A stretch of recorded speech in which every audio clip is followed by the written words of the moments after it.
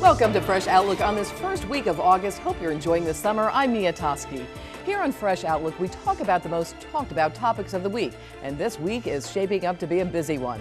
We're going to take a look at the Bradley Manning trial. Now, while many are debating whether Manning is a traitor or a hero, we are also asking the question, how did 700,000 classified documents get released before being detected?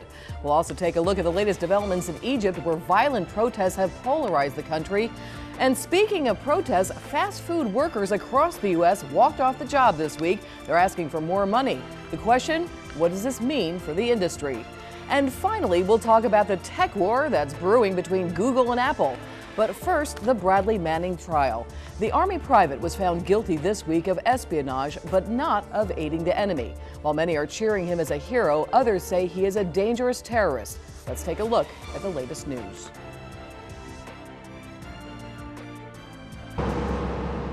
Bradley Manning, the 25-year-old Army private who gave thousands of classified documents to WikiLeaks, was acquitted of aiding the enemy in a military court-martial. Manning was, however, convicted of 5 espionage counts, 5 theft charges, a computer fraud charge, and other military infractions. The charge of aiding the enemy was the most serious of 21 counts. It carried a possible life sentence without parole. The issue there has really been, is it sufficient that he put information out there that he knew would get onto the internet? Is that sufficient to impute to him actual knowledge that this information would go to Al-Qaeda? Some analysts believe Manning didn't initially know what he was getting himself into. You know, what did he think was going to happen? Did he think there'd be a round of applause and then they'd let him go? So you have to say, now here's a kid who's looking at a long time in jail, and he probably didn't know that's what he was getting in for. Manning now faces up to 128 years in prison. So it's not appropriate to send the message that you are a traitor, you are a spy, if you have the inclination to bring classified information to the public light, because sometimes classified information shouldn't be classified. The verdict marks a milestone in a trial that held broad implications for U.S. policy toward leakers, whistleblowers, and investigative journalism.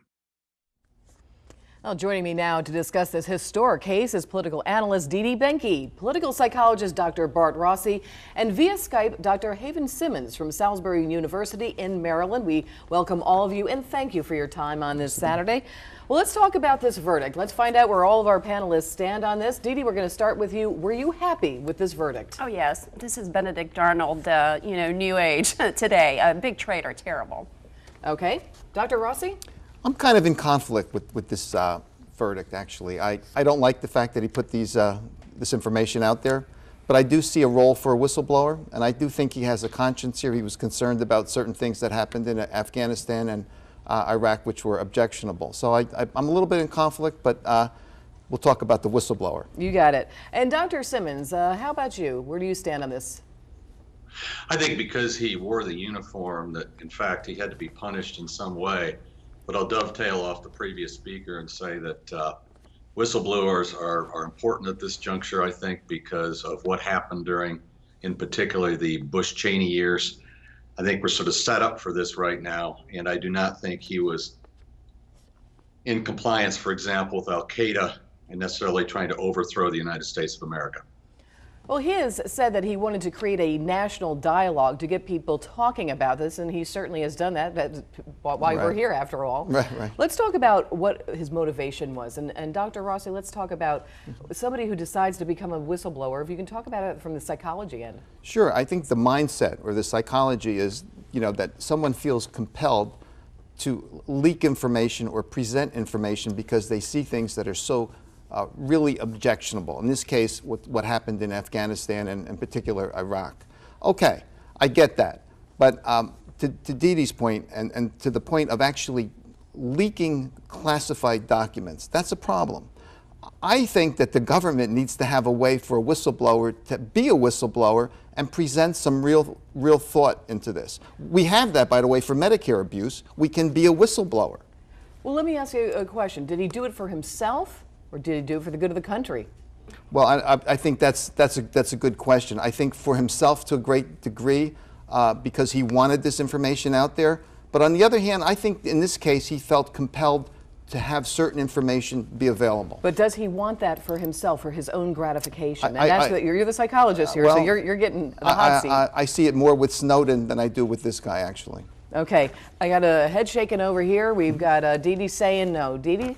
This guy is despicable. Talk about being selfish, and it's all about him. Yeah, of course. He puts our country in danger. He gives information to the enemy. He is serving the army. You don't sign up to serve in the United States Army to serve and protect Americans, the United States of America, and then you give all this confidential information to the enemy.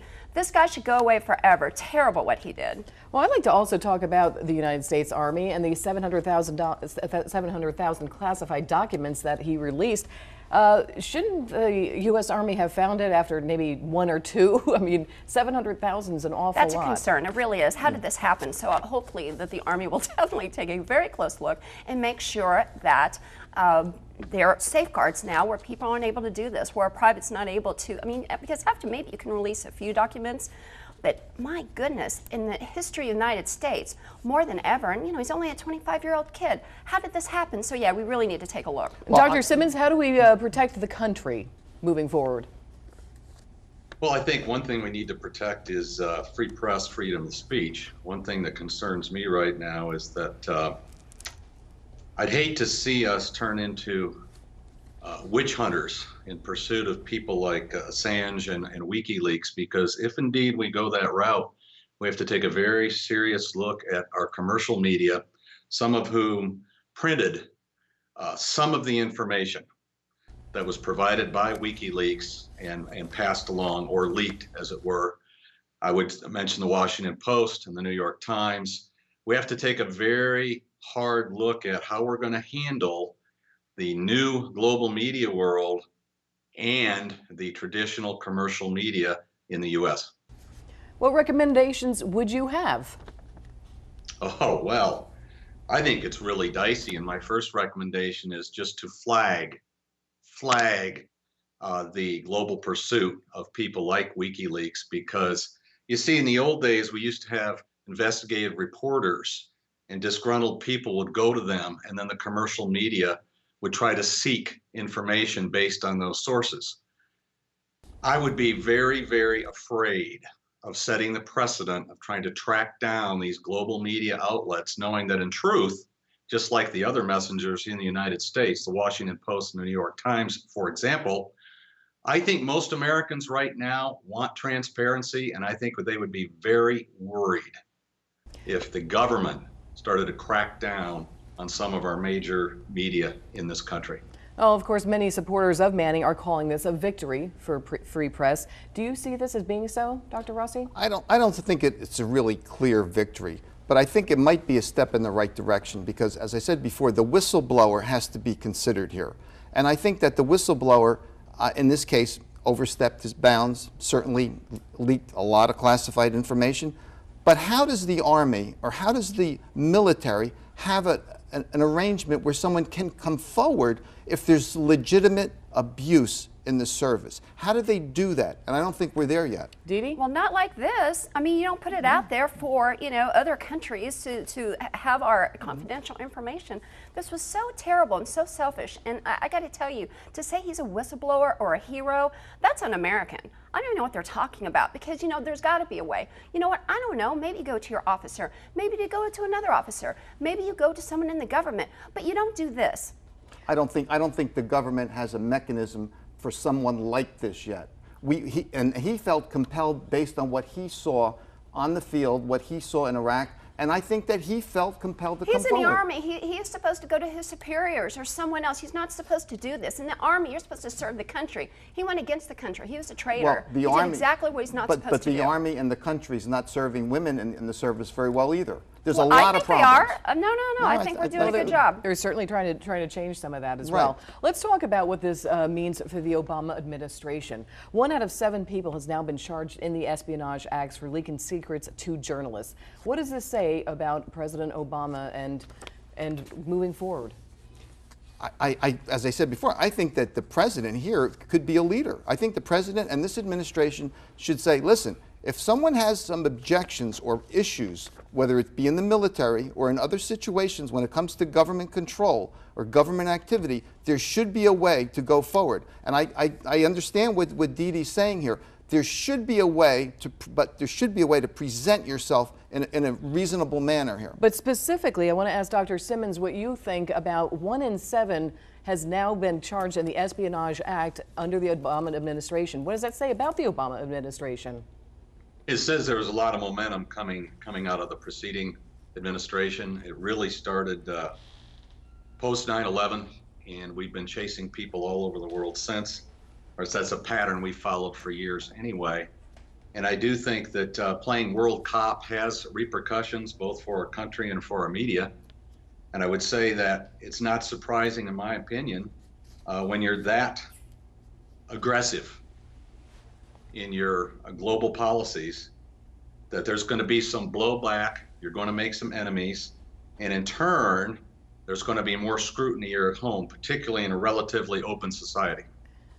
Dee Dee, you want to weigh in on that? Well, I think we should be aggressive. I think we should be even more aggressive. I think we should double down. I think we need to be very, very careful about not being modern enough in this, and about being, I think we bring these types of guys in as far as, those who are really experts in technology. And I think with the government and with the military, we've got to one-up this. I mean, there's no way that we should have allowed all these documents to get out. So we've got to modernize, and we've got to do it quickly.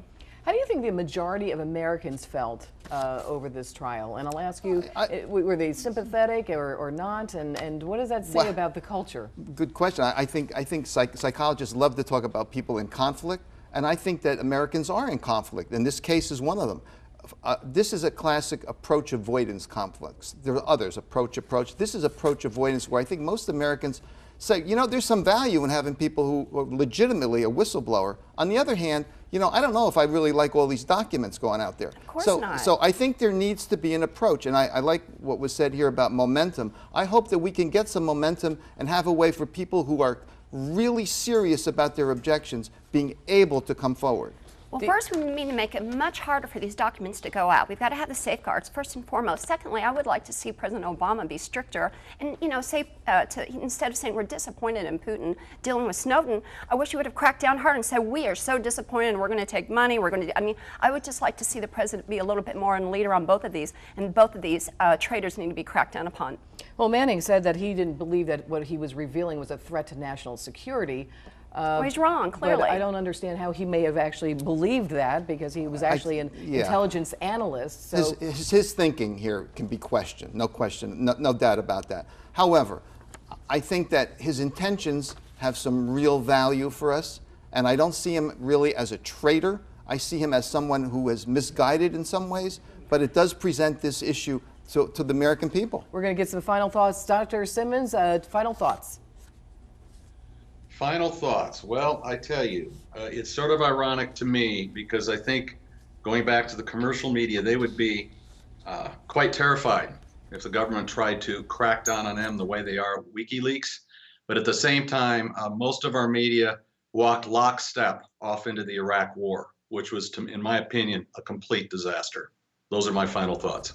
Thank you so much for your time. And Dee Dee, one last summation there. I think we cracked down on all traitors. This is the biggest traitor as far as giving out information in the history of the United States. I hope it goes away forever. And then we also track down Snowden, bring him back, and put him away forever, too. We appreciate all of your time. Don't go away, everyone. We're going to travel over to Egypt next, where there are very few travelers. The country that once thrived on tourism remains bitterly divided as deadly clashes continue. We'll be right back to talk about the future of Egypt.